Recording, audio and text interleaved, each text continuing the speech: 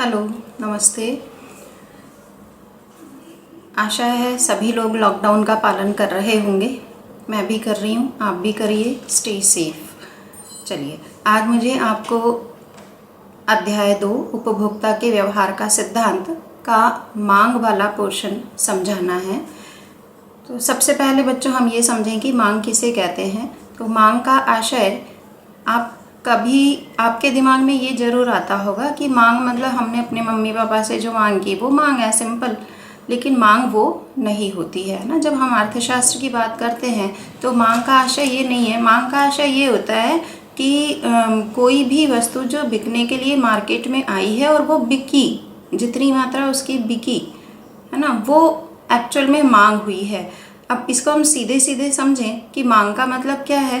तो मांग का मतलब ये होता है कि एक उपभोक्ता जो होता है वो किसी निश्चित मूल्य पर, एक निश्चित मूल्य होता है और उस निश्चित मूल्य पर वो किसी वस्तु को खरीदता है, तो वो मात्रा जो है वो मांग कहलाएगी। ठीक है, आप मार्केट गए और आपने मार्केट में जाकर किसी वस्तु को खरीदा, तो वो जो खरीदी की गई है आपके द्वारा, सिर्फ उतना ही हिस्सा वो मांग कहलाएगा। ठीक है, तो अब मांग जो है उसको, मांग के जो तत्व हैं वो 3 तत्व हैं मांग के। एक सबसे पहला इच्छा।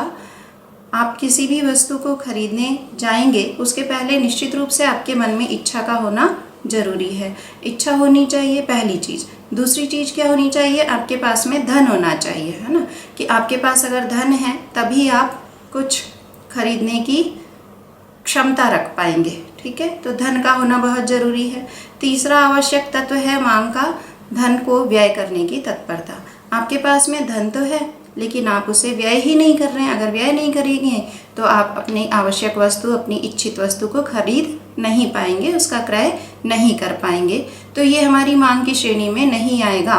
तो इसका मतलब है कि धन जो हमारे पास उपलब्ध है वो धन को व्यय भी करना जरूरी है, तभी ये मांग कहलाएगा। ठीक है, तो मांग का मतलब आपको समझ में आ गया होगा कि मांग मतलब कि एक निश्चित मूल्य पर, निश्चित समय पर किसी भी उपभोक्ता के द्वारा क्रय की जाने वाली किसी भी वस्तु की मात्रा से होता है। ठीक है, अब इसके बाद में हम ये देखें, मांग जो है 2 प्रकार की है। एक व्यक्तिगत मांग होती है और दूसरी बाजार मांग होती है। व्यक्तिगत मांग का मतलब क्या हुआ कि आप गए मार्केट में और आपने जाकर किसी सामान को खरीदा। ठीक है, आपने सामान खरीदा एक निश्चित मूल्य पर, निश्चित क्वांटिटी आप खरीद के लाए, तो ये आपका क्या कहलाएगा, व्यक्तिगत मांग। ठीक, लेकिन बाजार मांग क्या होगी, आप जैसे मार्केट जाते हैं तो आप सिर्फ अकेले खरीदी नहीं कर रहे हैं। मान लीजिए आपने आम खरीदने के लिए आप गए, तो आपने जो आम खरीदे, मान लीजिए 10 रुपये किलो में आपने आम खरीदे, तो ये आपकी व्यक्तिगत मांग हुई। लेकिन आप जैसे बहुत सारे वहाँ पर उपभोक्ता होंगे जो इस कीमत पर या अलग अलग कीमत पर आम की विभिन्न मात्राओं को खरीद रहे हैं। तो जब हम इन सभी उपभोक्ताओं द्वारा क्रय की जाने वाली वस्तुओं की मात्रा को जोड़ दें तो ये क्या कहलाएगा, बाजार मांग। ठीक है, तो अब बाजार मांग और व्यक्तिगत मांग, ये 2 प्रकार की मांग हो गई। इसके बाद में हम इसे एक तालिका के रूप में प्रस्तुत करते हैं। क्वेश्चन आता है जनरली कि व्यक्तिगत मांग तालिका क्या है, बाजार मांग तालिका क्या है। देखिए, जब आप मार्केट में जाते हैं तो आपको हर समय पर कीमत एक ही मिले ये ज़रूरी नहीं है। हमें कीमत अलग अलग मिल सकती है, और जब हम अलग अलग कीमत पर वस्तुएं खरीदते हैं तो वस्तुओं की मात्रा भी अलग अलग हो सकती है। तो इन अलग अलग मूल्य पर हम जब वस्तुओं की अलग अलग मात्रा को लिखते हैं, एक सूची तैयार करते हैं, एक अनुसूची तैयार करते हैं, तो ये हमारी व्यक्तिगत मांग तालिका हो गई। ठीक, लेकिन जब हम पूरे बाजार में जितने लोग खरीद रहे हैं सामान, इन सभी की द्वारा खरीदी जाने वाली अलग अलग मूल्य पर अलग अलग मात्रा को एक सूचीबद्ध तरीके से लिखते हैं, तो ये क्या कहलाएगा, बाजार मांग तालिका। ठीक है, हमने जो आप सामने चित्र देख रहे हैं उसमें मैंने आपको एक एग्जाम्पल सेट करके समझाने की कोशिश की है। एक व्यक्ति है जो राम है और एक मोहन है। ठीक। तो ये दो हमारे व्यक्तिगत इकाइयाँ हो जाती हैं। राम एक अलग यूनिट है और मोहन एक अलग यूनिट है। मूल्य जो है आम का, आम खरीदने जा रहे हैं, 8 रुपये मूल्य जब है उस समय पर मोहन 4 किलो आम खरीदता है। जब मूल्य कम होता है 7 रुपये तो मोहन अपनी मांग की मात्रा को बढ़ाकर 6 कर देता है। उसी प्रकार जब मूल्य और कम होता है, घटकर 6 हो जाता है, तो राम अपनी मात्रा को बढ़ाकर 8 कर देता है। और जब मूल्य और कम होकर 5 हो जाता है तो राम अपनी मात्रा को बढ़ाकर 10 कर देता है। ठीक। अब ये तो हो गया सिर्फ राम की मांग तालिका, मतलब ये व्यक्तिगत मांग तालिका हुई किसकी? राम की। ऐसे ही अब हम आते हैं मोहन की मांग तालिका पर। तो मोहन 8 रुपये के कीमत पर 5 किलो आम खरीदता है। मूल्य कम होने पर 7 होने पर वह 6 किलो आम खरीदता है। और जब मूल्य और कम होता है, 6 हो जाता है, तो वो 7 किलो आम खरीदता है। जब और कम होता है, 5 किलो होता है, 5 रुपये किलो होता है आम, उस समय पर वह आम की 8 किलो की मात्रा खरीदता है।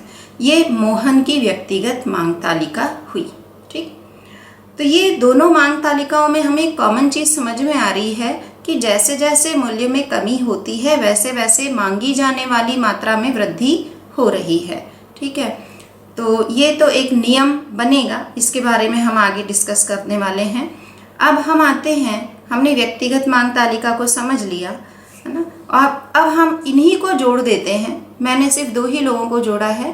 बाजार में बहुत सारे उपभोक्ता होते हैं, हम 3 ले सकते हैं, 4 ले सकते हैं, काफ़ी उपभोक्ता होते हैं। उन सबके द्वारा क्रय की जाने वाली मात्राओं को हमें जोड़ना है। ठीक। तो इस एग्जाम्पल में मैंने चूंकि 2 लोगों को लिया, तो मैं यहाँ पर दोनों के द्वारा क्रय की जाने वाली जो मात्रा है ना, उसको हम जोड़ते हैं। तो देखिए 8 रुपये के कीमत स्तर पर जो बाजार मांग हो रही है, मतलब कि राम और मोहन दोनों के द्वारा जो मांग की जा रही है, वो सम्मिलित मांग कितनी हो रही है? 9 किलो की। इसी प्रकार से 7 रुपये जब होता है मूल्य, उस समय पर सम्मिलित मांग 12 किलो की, और 6 रुपये होने पर सम्मिलित मांग 15 किलो की, और 5 रुपये होने पर जो बाजार मांग है वो 18 किलो की हो जाती है। तो इस प्रकार से आपको ये समझ में आया होगा। इसी को मैंने डायग्राम के रूप में भी बताने की कोशिश की है। देखिए आप डायग्राम में मैंने नीचे एक ही हमने व्यक्तिगत मांग तालिका को, व्यक्तिगत मांग वक्र को अलग तैयार किया है, बी को अलग किया है, और इन्हीं दोनों का जोड़कर हमने बाजार मांग वक्र को तैयार किया है। ठीक है। ये जो हमें डी दिखाई दे रहा है, एक्चुअल में इसी को हम मांग वक्र कहेंगे, है ना। मांग वक्र हमेशा आप ध्यान रखिए ऊपर से नीचे की ओर आता है। क्यों? क्योंकि हम अधिक मूल्य पर किसी भी वस्तु की मात्रा कम खरीदते हैं और कम मूल्य पर वस्तु की मात्रा हम ज़्यादा खरीदते हैं। तो इसलिए ये वक्र जो है वो हमेशा ऊपर से नीचे की ओर गिरता हुआ आता है। ठीक है। इसे हम डी वक्र या मांग वक्र कहते हैं हम इसे।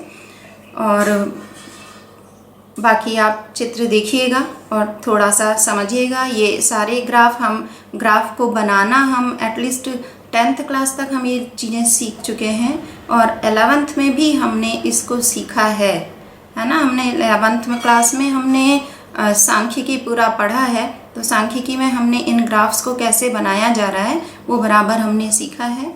ठीक। अब हम आगे चलते हैं मांग के नियम पर।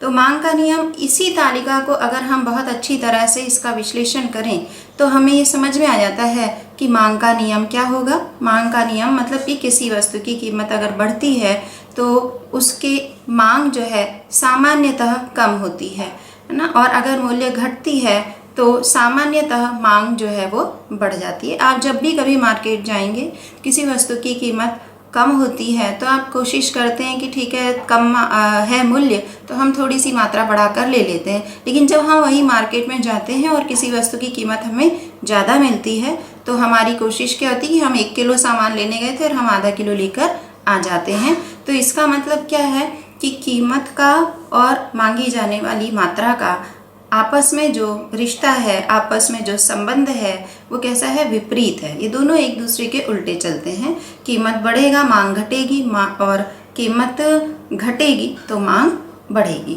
ठीक है। तो ये नियम है मांग का।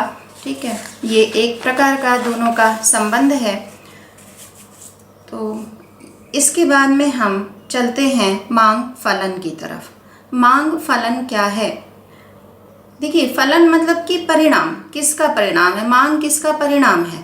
तो मांग बहुत सारी वस्तु की खुद की कीमत का परिणाम हो सकता है मांग। उसके अलावा मांग जो है बहुत सारे दूसरे कारणों से भी प्रभावित होता है। तो मांग फलन जो है वस्तु की वह मात्रा है जो उपभोक्ता कीमत के विभिन्न स्तरों पर चयन करता है ना। अलग अलग कीमत होती है और उस पर हम अलग अलग जो किसी भी वस्तु की मात्राओं का चयन करते हैं, ये मांग फलन कहलाएगा, है ना। एक वस्तु की मांग जो है उसके बहुत सारे निर्धारक तत्वों के बीच में पाए जाने वाले जो क्रियात्मक संबंध हैं, उस क्रियात्मक संबंध को हम मांग फलन कहते हैं। ठीक है, इसमें मैंने एक चित्र के द्वारा भी हमने कोशिश की है कि आपको ये आसानी से समझ में आए। देखिए, मांग फलन है और मांग फलन से मैंने दो एरो निकाले। एक तरफ मैंने किया है वस्तु की मांग को हम कहते हैं dx, और दूसरी तरफ हमने एक और एरो लगाया है, उसे मैंने कहा है वस्तु की मांग के निर्धारक तत्व। ठीक, और इन दोनों के बीच में एक क्रियात्मक संबंध, इन दोनों के बीच में एक रिलेशन होता है ना। वस्तु की मांग जो है वो निश्चित रूप से जो उसके निर्धारक तत्व हैं उसके कारण प्रभावित हो रही है। तो ये जो रिश्ता है, ये जो संबंध है, ये जो रिएक्शन है, क्रियात्मक संबंध है, इसी को हम मांग फलन कहते हैं। ठीक, मांग फलन जो है इसमें देखिए एक दो प्रकार के मांग फलन हैं, एक वर्धमान और दूसरा ह्रासमान। वर्धमान का मतलब बढ़ता हुआ, ऊपर की ओर बढ़ता, प्रगतिशील है ये। जो हमें वक्र मिलता है, वो जो रेखा मिलती है हमें मांग की, वो हमें ऊपर की ओर दिखाई देगी वर्धमान में। और जब हम ह्रासमान की बात करते हैं तो ह्रासमान में यही रेखा, जो मांग की रेखा है, जो मांग वक्र है, वो ऊपर से नीचे की ओर आता हुआ होता है। ठीक है, जैसे इसमें मैंने एग्जाम्पल इसमें भी दिया है और ये एग्जाम्पल हमारी NCERT की बुक का ही है। तो वर्धमान, इसमें दो वस्तुएं हैं, एक x है और एक y है ना। वर्धमान मांग फलन को मैं बता रही हूँ। वर्धमान मांग फलन में देखिए, जो x वस्तु है उसका मूल्य जब 0 होता है उस समय पर y वस्तु जो है उसका मूल्य 10 होता है। ठीक, अब जैसे ही x वस्तु का मूल्य 1 होता है वैसे ही y वस्तु जो है उसके मूल्य में भी वृद्धि हो जाती है। ठीक, वो बढ़कर 15 हो जाता है। 2 जब होता है x वस्तु का मूल्य, उस समय पर जो मूल्य है y वस्तु का वो और बढ़ जाता है, वो बढ़कर 18 हो जाता है। और जब x वस्तु का मूल्य 3 होता है उस समय पर y वस्तु का मूल्य 20 हो गया। ठीक, यहाँ पर देखिए हम सारणी में ये समझ पा रहे हैं कि एक x का मूल्य बढ़ रहा है तो y के मूल्य में भी वृद्धि हो रही है। ठीक है, अब इसका जो मैंने नीचे डायग्राम बनाकर दिखाया है, वो डायग्राम पर भी आप ध्यान दीजिएगा कि डायग्राम जो बना है, तो जो वर्धमान मांग फलन है, वर्धमान मांग फलन हमारा जो है नीचे से ऊपर की ओर जा रहा है। ठीक है, तो ये वर्धमान है, ऊपर की तरफ जाता हुआ।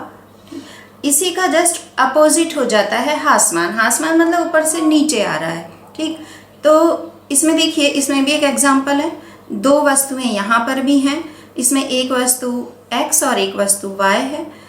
अब ये सारणी जो है हमें पहले वाली सारणी से बिल्कुल अलग दिखाई देती है ना। इसमें 0 जब वस्तु का मूल्य होता है उस समय पर y वस्तु का मूल्य 100 है। जब x वस्तु का मूल्य 5 होता है उस समय पर y वस्तु का मूल्य 90 है। जब x वस्तु का मूल्य 10 होता है तब y वस्तु का मूल्य 70 हो जाता है। और जब x वस्तु का मूल्य 20 होता है तब y वस्तु का मूल्य 40 हो जाता है। यहाँ हम ये देखें कि जैसे जैसे x वस्तु के मूल्यों में वृद्धि होती है वैसे वैसे y वस्तु के मूल्यों में कमी आ रही है ना। तो ये जो कमी आ रही है, यही कमी हमें ह्रासमान मांग फलन को बताती है। तो ये मांग फलन हमेशा ऊपर से नीचे की ओर आएगा। ठीक है, अब ये मेरे ख्याल यहाँ तक आपको थोड़ा सा समझ में आ चुका होगा।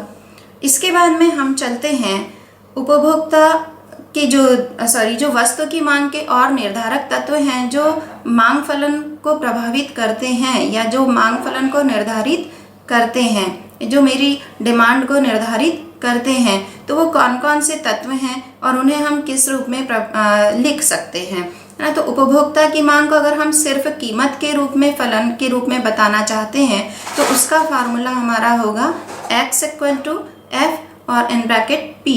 यहाँ x का मतलब डिमांड होता है और F मतलब फलन और P मतलब होता है प्राइस, कीमत, ठीक है। और अब ये तो हो गया सिर्फ कीमत वाला फलन। इसके बाद में हम दूसरी भी बहुत सारी बातें हैं जिसके कारण हमें ये फलन प्रभावित होता दिखाई देता है। तो अन्य बातें कौन कौन सी हैं ये समझिए। अन्य बातों में वस्तु की खुद की कीमत तो हो गई। दूसरा, वस्तु की खुद की कीमत जो है वो भी निश्चित रूप से मांग को प्रभावित करती है ना। वस्तु की कीमत अगर बढ़ेगी तो उस संबंधित वस्तु की मांग कम हो जाएगी। वस्तु की कीमत अगर घटेगी तो संबंधित वस्तु की मांग बढ़ जाएगी। ये सामान्य नियम है मांग का, ठीक। फिर उसके बाद में एक और है कि संबंधित वस्तुओं की कीमत। संबंधित वस्तु जो होती हैं, संबंधित वस्तुएं दो प्रकार की हैं, एक पूरक वस्तु है और दूसरी स्थानापन्न वस्तु है ना। पूरक वस्तु और स्थानापन्न वस्तु हम आगे और डिटेल में पढ़ने वाले हैं। इसके अलावा जो निर्धारक तत्व है उसमें एक और है उपभोक्ता की आय।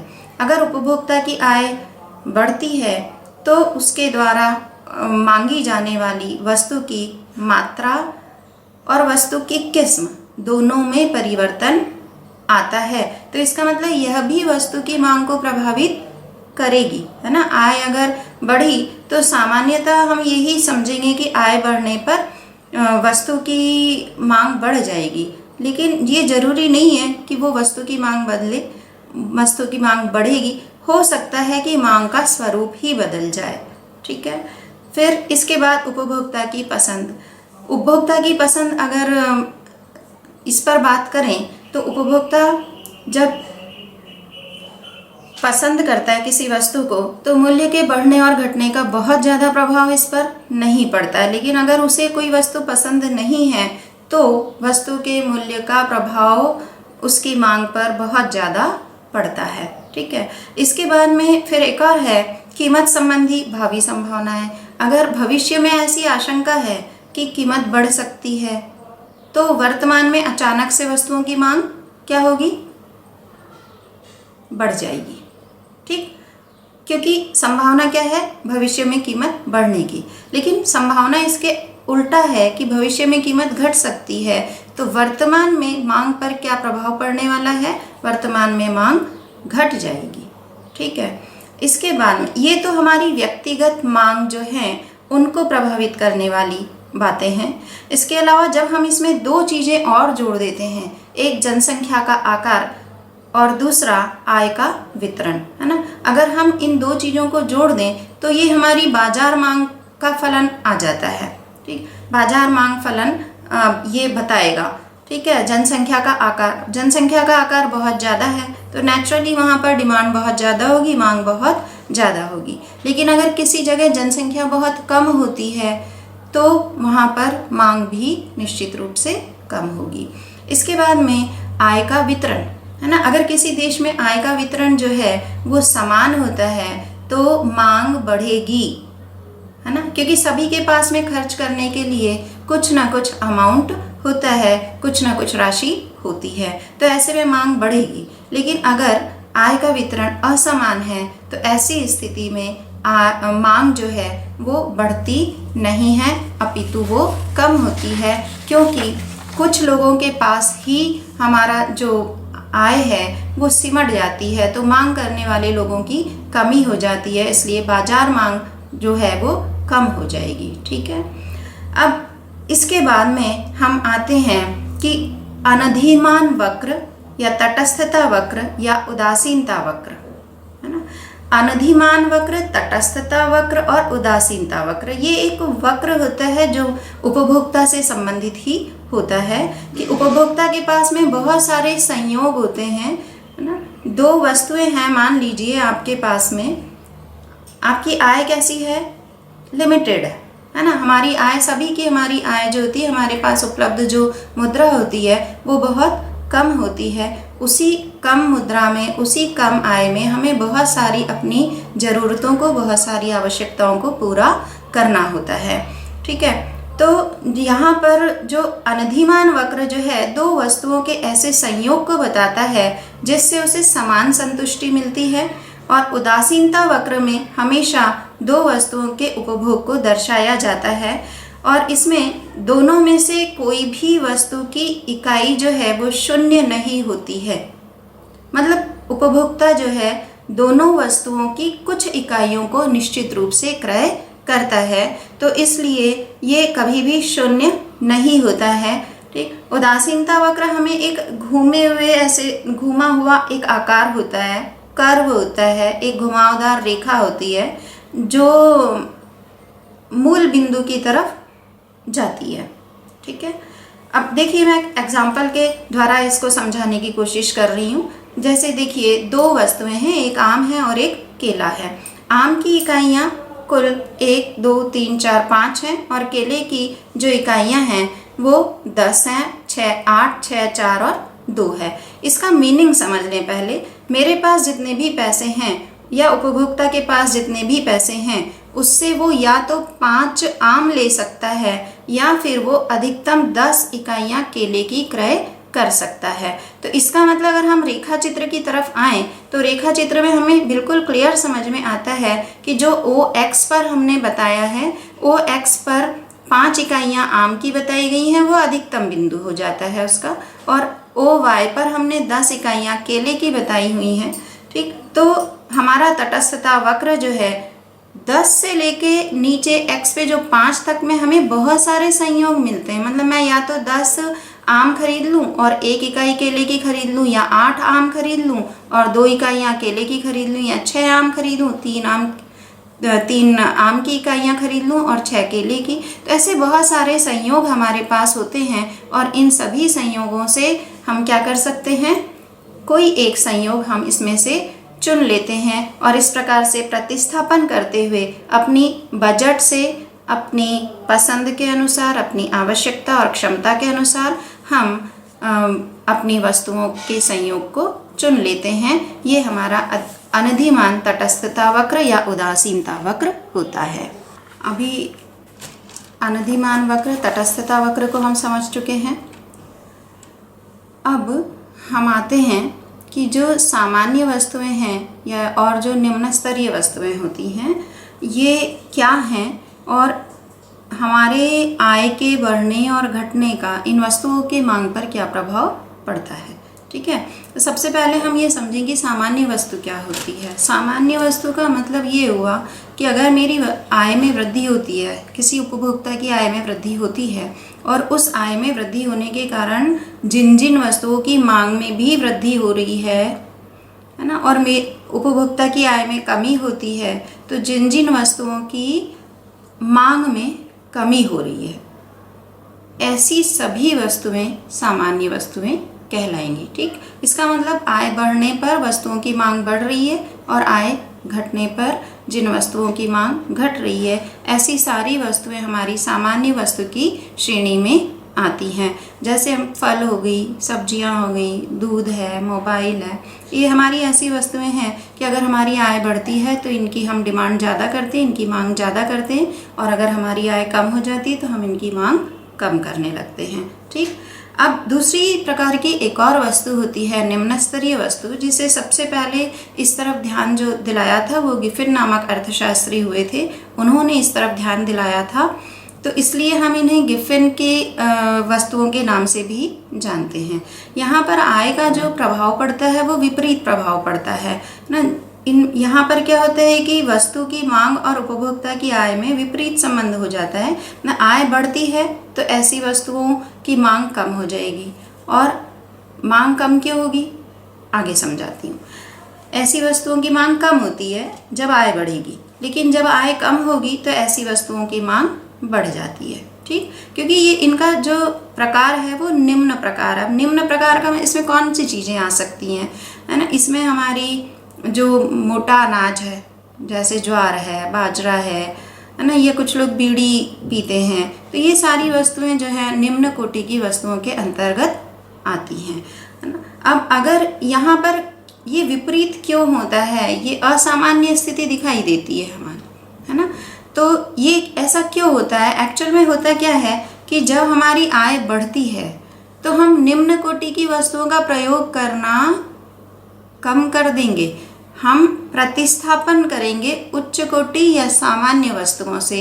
इसलिए यहाँ पर जो आय बढ़ती है तो निम्न स्तरीय वस्तुओं का प्रयोग बंद होने के कारण, कम होने के कारण उसका मांग जो है वो कम हो जाता है, ठीक है। और वैसे ही जब हमारी आय कम होती है ना, तो हमारी उस उपभोक्ता की इतनी कैपेसिटी नहीं होती है, उसकी इतनी क्षमता नहीं होती है कि वो महंगी वस्तुओं को क्रय कर पाए या सामान्य वस्तुओं को क्रय कर पाए। तो ऐसी स्थिति में वो क्या करेगा, इन निम्न वस्तुओं की मांग ज़्यादा करेगा। तो जब मांग ऐसी जब आय कम होती है तो निम्न कोटि की वस्तुओं की मांग बढ़ जाएगी, और जब आय बढ़ती है तो निम्न कोटि की वस्तुओं की मांग कम हो जाती है। इसे भी हमने एक डायग्राम के द्वारा बनाने की कोशिश की है, एक रेखा चित्र के माध्यम से आप इसको भी समझ सकते हैं। देखिए, जो सामान्य वस्तु है उसकी मांग जो है वो जब आय कम रहती है ओ पी के बराबर रहती है आय पहले, तो ओ पी के बराबर जब आय होती है उस समय पर उस वस्तु जो सामान्य वस्तु है उसकी मांग भी कितनी होती है, ओ क्यू के बराबर, ठीक। लेकिन जब हम उपभोक्ता की आय बढ़ती है और बढ़कर P1 हो जाती है तो उस समय पर मांगी जाने वाली जो मात्रा है वस्तुओं की वह भी क्या होती है, बढ़ जाती है, वह भी बढ़कर Q1 हो जाती है। तो ये सामान्य वस्तु की स्थिति हो जाती है। सामान्य वस्तु का रेखा चित्र इस प्रकार से बनेगा, ठीक है, कि आय बढ़ रही है, जितनी आय बढ़ रही है उसी अनुपात में इधर या उससे कम या ज़्यादा अनुपात बदल सकता है, लेकिन निश्चित रूप से मांग बढ़ेगी, ठीक। लेकिन जब हम वही निकृष्ट वस्तु की तरफ आते हैं या निम्न वस्तु की तरफ आते हैं तो आप देखिए कि जब आय P है उस समय पर मांग जो है वो Q होती है। लेकिन जब आय कम हो जाती है, P1 हो जाती है, तो उस समय पर जो मांगी जाने वाली मात्रा है वो बढ़ जाती है, वो बढ़कर Q1 हो जाती है, ठीक है। तो इस प्रकार से ये डायग्राम के माध्यम से आप समझ चुके होंगे। ये मैं बाकी अगर नहीं समझ में आएगा तो जो हमसे आप क्वेश्चन कर सकते हैं, ठीक है। इसके बाद में हम दो प्रकार की और वस्तुओं के बारे में यहाँ हमें बात करनी है। पहली वस्तु है इसमें स्थानापन्न वस्तु और दूसरी वस्तु है पूरक वस्तु। जब मैं आपको मांग के निर्धारक तत्व के तरफ थोड़ा सा हमने बात की थी फलन पे, तो उस समय पर मैंने इनका नाम लिया था, लेकिन मैंने तब इसे पूरा समझाया नहीं, इसे अब समझ लेते हैं हम।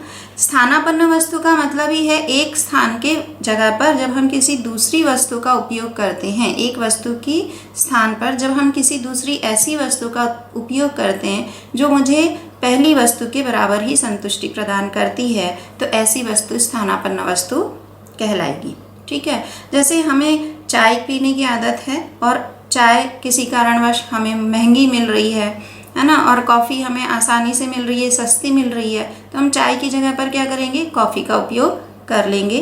तो कॉफ़ी जो हुई वो मेरी स्थानापन्न वस्तु होगी। ऐसे ही स्थानापन्न वस्तुओं के और एग्जाम्पल होते हैं, जैसे गुड़ है, शक्कर है। गुड़ के स्थान पर शक्कर हम उपयोग कर सकते हैं, शक्कर के स्थान पर गुड़ का उपयोग कर लेते हैं हम लोग। तो ये सब स्थानापन्न वस्तुओं की श्रेणी में आती हैं, ठीक। अब ऐसी वस्तुएं जो हैं इसमें एक वस्तु की मांग जो होती है दूसरी वस्तु की कीमत में और धनात्मक संबंध होता है। एक वस्तु की मांग जो होगी उसमें और दूसरी वस्तु की कीमत में धनात्मक संबंध होता है। मतलब एक वस्तु की मांग बढ़ेगी तो दूसरी वस्तु जो है, एक वस्तु की कीमत अगर बढ़ती है तो जो दूसरी वस्तु है वो दूसरी वस्तु की मांग बढ़ेगी, ठीक।